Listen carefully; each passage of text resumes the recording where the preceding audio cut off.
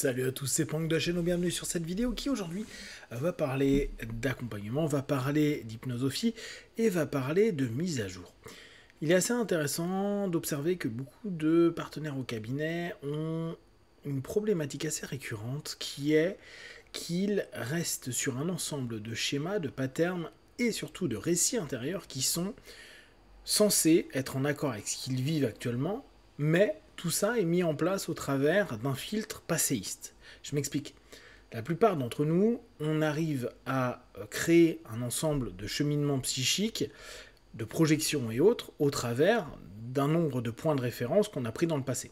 Okay, on va dire, dans notre subconscient, on a les mémoires à long terme et les patterns qui se lient et donc qui nous font conclure des éléments à « il m'est jamais arrivé ceci » ou « c'est pas pour moi cela » ou des généralisations, si on reprenait des notions de PNL, qui sont complètement idiotes et qui souvent sont associées à des notions complètement dépassées, mais qu'on a tellement répété, que ce soit à l'intérieur de nous, donc par le dialogue intérieur, que ce soit vis-à-vis des thérapeutes si on suit une thérapie, que ce soit avec ses amis, que ce soit par rapport à des personnes même qu'on connaît peu, on a une espèce de cheminement de présentation de soi-même, de sa vie, de ce qui a été vécu, de ce qui n'a pas été vécu, etc., qui est dans un continuum de répétition par rapport à une date ou un événement qui a pu, clairement, être problématique, voire traumatisant.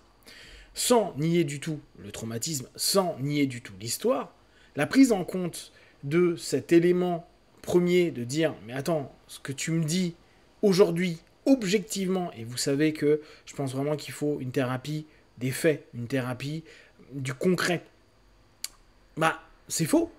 Ne serait-ce qu'à l'instant, et vous savez, on le fait souvent, ce recadrage de généralisation. Jamais, et pourtant, à ce moment-là, tu l'as déjà fait. Donc, c'est pas jamais. Oui, mais la plupart du temps. Oui, mais la plupart du temps, ce n'est pas toujours. Donc, il y a peut-être quelque chose à prendre en compte au travers de ça. On le fait tous, on le connaît en hypnose, on le connaît en PNL, on le connaît dans énormément de psychothérapie. Et pourtant, on accepte que nos partenaires continuent à avoir le même type de référence, de point de référence et d'expérience, en tout cas de perception d'expérience vécue, qui n'est absolument pas juste. Et pour ça, il faut une mise à jour. La mise à jour, c'est ramener dans du concret, ramener dans du réel et dire « mais attends, ce que tu te pipotes depuis 20 ans, ça a été peut-être réel tes 2, 3, 5 premières années, mais depuis, c'est pas vrai.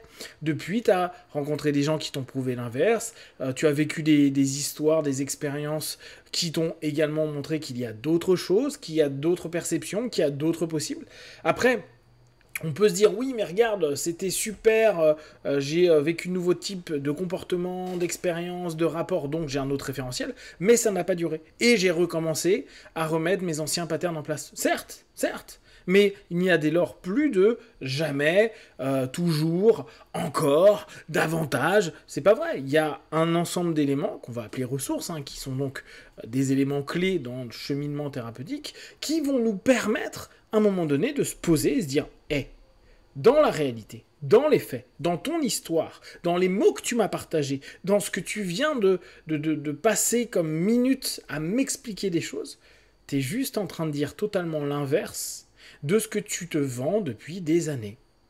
Tu peux avoir eu une expérience extraordinaire, tu peux avoir rencontré des personnes qui te conviennent totalement, qui t'ont respecté, qui t'ont aimé, qui t'ont apprécié.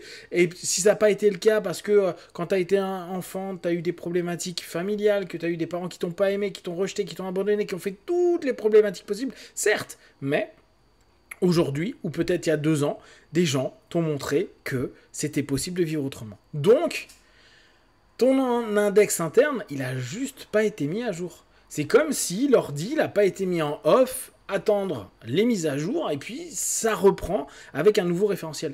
Le problème, c'est qu'accepter qu'il y ait eu un nouveau référentiel, c'est fatigant, c'est complexe.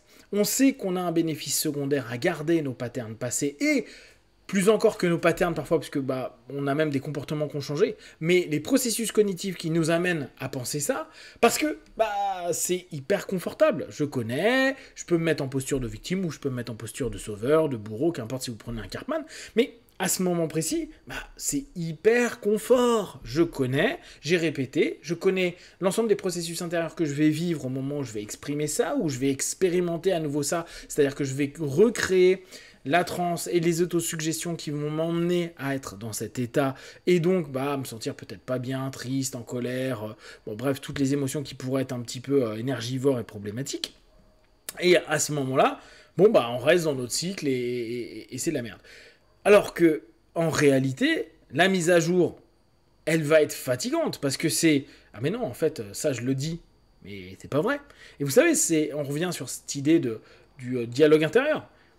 On fait gaffe à notre dialogue intérieur parce que la réalité de ce que souvent on se raconte, les récits, les storytelling ou les automatismes verbaux, on se rend compte qu'ils sont pas vrais, ils sont pas justes, ils sont pas ok.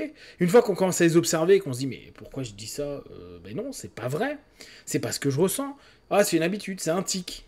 Complètement. Et oui, on en a tous. On a des tics de langage, on a des pensées automatisées, on a plein de choses, on est bien d'accord. Le moment où on commence à se dire, mais non, en fait, les faits, la réalité, en tout cas la réalité perçue dans le commun et les expériences que je peux amener à du réel, me prouvent que c'est pas vrai.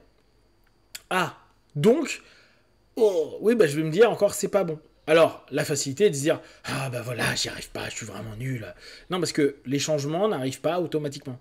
Je sais, on aime beaucoup cette notion-là, mais c'est des efforts. C'est des efforts qui nous emmènent à, même si vous avez une séance magique d'hypnose, de PNL et de psychopratique, psychothérapie, qui a fait un vrai changement, oui, mais c'est le cumul d'un ensemble d'éléments. Donc, c'est toujours des cumuls, c'est des petits efforts, c'est des répétitions, c'est des petites choses qui fait qu'à un moment, il y a peut-être une sensation de changement important. Néanmoins, gardez en tête que c'est plutôt ce que vous faites au fur et à mesure qui a du sens. C'est vos micros-objectifs, c'est avancer petit à petit, c'est avancer progressivement. Donc avec cette notion de vraiment être dans un chemin, une façon de faire qui correspond à vos attentes.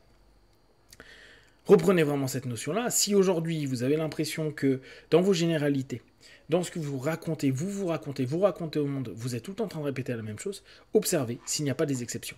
Et s'il y a eu des exceptions, vous êtes automatiquement obligé de vous dire je vais devoir me raconter autre chose. Et vous pouvez vous raconter la même histoire en disant à une exception près. Et amusez-vous, rajoutez ça dans votre storytelling.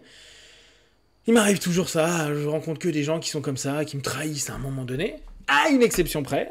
Le moment où, avec tel machin, dans tel business, ça s'est bien passé. Ok, et voyez ce que ça donne. Si vous n'avez pas envie de tout refaire d'un coup et de vous dire stop, j'arrête, je vois qu'en réalité, je suis en train de me raconter des conneries, rajoutez vos exceptions.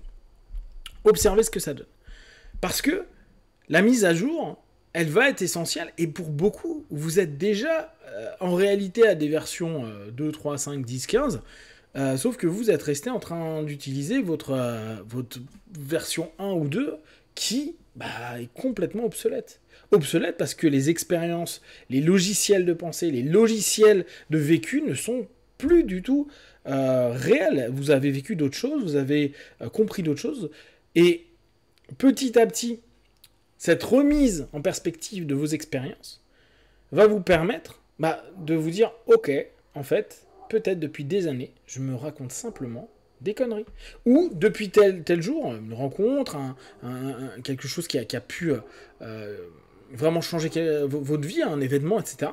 Vous pouvez vous dire, depuis, je sais pas, début 2022, ça se passe différemment. Peut-être 40 ans ou 50 ans durant, ça a été d'une certaine façon, mais depuis cette date-là, c'est différent.